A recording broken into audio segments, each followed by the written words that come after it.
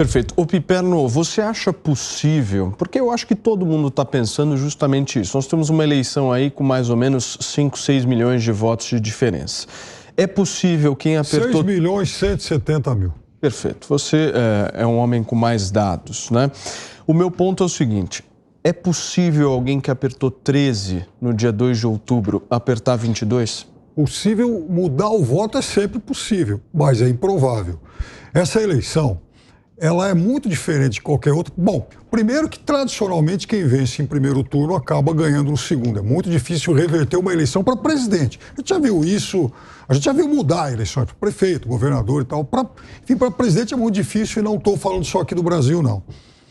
Segundo, nesse primeiro turno, Lula e Bolsonaro conseguiram 91,6% dos votos válidos. Ou seja, sobram 8,4%. É muito pouco. Então teriam que reverter alguma coisa do outro lado. Isso é improvável. Ou motivar quem se absteve a ir votar. O que também tradicionalmente não acontece.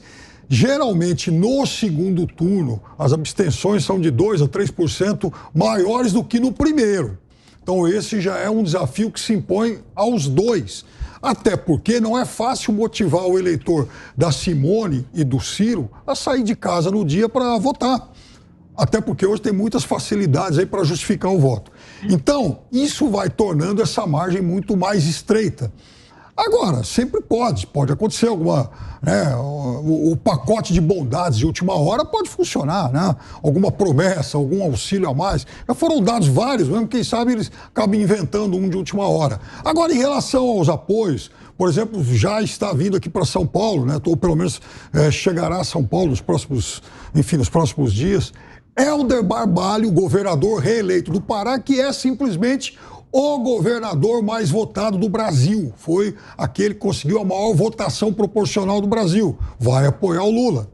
Lá no Ceará, o Tasso Gereissati vai apoiar o Lula, o que também não é novidade, né? Ele já tinha deixado bem claro isso lá no início, que se ficassem só os dois, ele votaria no Lula. Isso para dizer o seguinte, que no caso do Tasso, é um apoio previsível. O candidato do PSDB ao governo Mato Grosso do Sul, o Riedel, desde o começo da campanha, anunciou que apoiaria o Bolsonaro. Já falou isso no começo. Então, são poucos os apoios hoje que um ou outro lado podem conquistar de forma a desequilibrar um pouco esse balanço, porque são apoios muito previsíveis. Na coluna dos imprevisíveis, um dos poucos e talvez um dos mais cobiçados seja exatamente o do Eduardo Leite. Eduardo Leite sempre esteve mais próximo do eleitorado bolsonarista. Hoje, inclusive, tem deputado tucano do Rio Grande do Sul apoiando o Bolsonaro. Ele mesmo, em 2018, tem um célebre vídeo em que ele apoia o presidente Bolsonaro no segundo turno. Só que agora, o concorrente dele ao governo do Rio Grande do Sul é um bolsonarista, Onyx Lorenzoni. Então, o que resta para ele? O que resta para ele é lá no Rio Grande do Sul compor com o PT, que teve quase a mesma votação que ele no primeiro turno. Então, esse seria um apoio diferente. Mas Brasil afora aí tem pouca gente com esse poder de surpreender. O Consta, fazendo uma avaliação aqui da eleição de 2018, e eu queria pegar um ponto crucial aí para a gente poder discutir, que é a questão da abstenção, né? A eleição de 2018, o segundo turno, o índice de abstenção foi maior do que o do primeiro turno. Para ser muito objetivo, na sua opinião, isso beneficia qual dos dois candidatos? Teoricamente, a abstenção favorece aquele que está na frente. E que, no caso, se a gente confiar nas urnas, seria o ex-presidiário. Então, obviamente, o presidente tem que se esforçar na campanha para mostrar que o que está em jogo é muito grave, é muito arriscado para o Brasil, é virar uma Venezuela, virar uma Argentina e tirar as pessoas de casa ou da zona de conforto, né? Então, eu acho que afunilar para Lula e Bolsonaro sem qualquer opção, por mais que tenham sido menos de 9% em todos os demais candidatos, sem nenhuma alternativa para o voto de consciência, aí eu votei num terceiro ou na terceira via. Isso eu começo a ver nas redes redes sociais manifestações. Eu vou dar um exemplo aqui, por exemplo, aquele jovem Monark, né, que apresentava o programa do Flow. Ele foi atacado quando falou de partido nazista, de defender a liberdade de existir o partido, liberdade essa que existe, por exemplo, nos Estados Unidos, né? E ele foi atacado, chamado de nazista por petistas, e ele mesmo disse isso hoje. Falou, olha, todos esses que não só não me apoiaram, como tentaram me destruir e fizeram perder meu programa e tudo, eles votam no Lula. Eu acho que o Bolsonaro é um mal muito menor hoje. Então, ele tem lá a rebeldia libertária da juventude, não entende que política é arte do possível, talvez tenha que amadurecer um pouco. Mas ele está pendendo para o lado do Bolsonaro. Porque cada vez mais gente vai ver o seguinte, cara, o que está em jogo é abortista, perseguir cristão, destruir a ortodoxia econômica, voltar a transformar a estatal em fruto de roubalheira, em antro de roubalheira. É o Brasil virar a Argentina. E isso a população não quer. A menos esses aí que querem fazer parte do butim, querem ser comparsas do ladrão que quer voltar à cena do crime. Então, a abstenção, ela tende a ser maior no segundo turno, mas no caso, o presidente tem que tentar levar essa mensagem de que o que está em jogo é muito grave. Veja que os petistas acham que o Haddad pode virar em São Paulo. Então é incoerente eles falarem, não, o Lula já ganhou, não tem erro, é só uma prorrogação, mas o Haddad vai virar em São Paulo, né? Então a disputa não está encerrada, nós vamos ter muita mudança e por mais que o Piperno diga assim, já era esperado, por exemplo, o Zema. Uma coisa é ser esperado, outra coisa é ele fazer campanha, entrar na campanha e rodar Minas Gerais. Até porque senão tem que concordar que é muito estranho, né? O sujeito que teve a colinha de Zema, Cleitinho, que é o candidato a Senado do Bolsonaro, o deputado mais votado do Brasil, que é o jovem bolsonarista raiz, Nicolas Ferreira, mas votou no Lula. Que história é essa?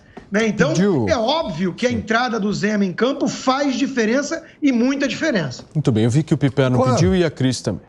Não, é óbvio que, assim, só conhecer um pouquinho da história eleitoral de muitos estados, inclusive de Minas Gerais, onde já houve, por exemplo, o voto Lula-Écio, Lula e Aécio. Isso não é incomum em Minas, como houve agora o voto Lulema, né? Grande parte então do o Zema faz diferença, né? Apoiando. Oi? Desculpa. Então o apoio do Zema faz diferença. Não sei se faz diferença, porque foi um apoio que já foi de um lado para o Lula, de outro para o Zema. E precisa ver também o que o Zema vai fazer, né, Constantino? Se ele vai simplesmente declarar esse apoio, como ele fez, se ele vai rodar o Estado. Então tem tudo isso. Agora, você tocou num ponto que é a expectativa, que ele vai fazer, tá? A expectativa, por exemplo, do PT em relação ao Fernando Haddad aqui em São Paulo.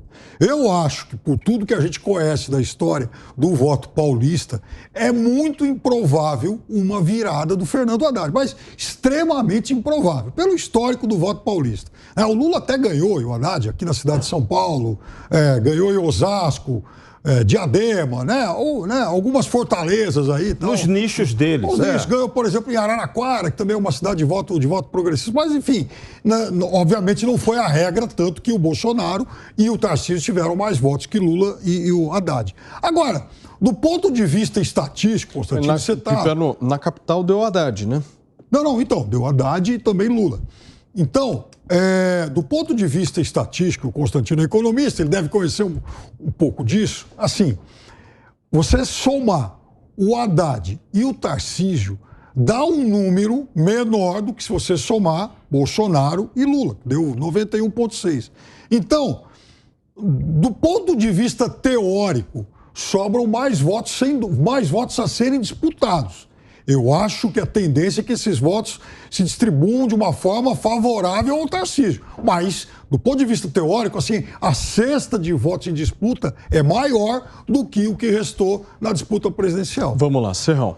Vamos lá, que a eleição é um negócio muito engraçado, o pragmatismo da eleição. Imagina se em São Paulo tivesse ido para o segundo turno o Tarcísio de Freitas com o atual governador.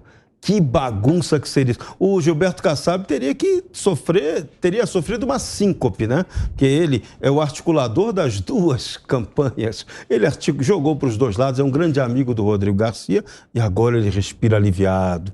Agora ele pode apoiar totalmente a campanha do Tarcísio de Freitas, que ele já vinha apoiando desde o começo, e trazendo o Rodrigo Garcia para essa campanha que agrega voto. Agora, se fosse o contrário, seria um inferno. Da mesma forma, é o dilema lá do Sul. O dilema lá do Sul também é complicadíssimo. Não vai ter muita saída para o governador, para o Eduardo Leite, não apoiar o candidato diferente que seja o Bolsonaro. Só que aí vem o rolo. Como é que ele vai apoiar o Bolsonaro se ele está disputando contra o candidato do Bolsonaro na eleição regional? Então a política tem essas complexidades. E aqui em São Paulo a gente ainda tem um outro detalhe, é a crônica da pancadaria anunciada. Vem aí a disputa da Prefeitura de São Paulo. Quem quer ser candidato, já diz que é Guilherme Boulos. O Lula vai confirmar realmente o apoio ao Guilherme Boulos lá na frente? Ou se o Haddad não ganhar a eleição do Estado, que pode acontecer, e o Haddad quiser ser prefeito de São Paulo novamente, ele foi muito bem votado aqui,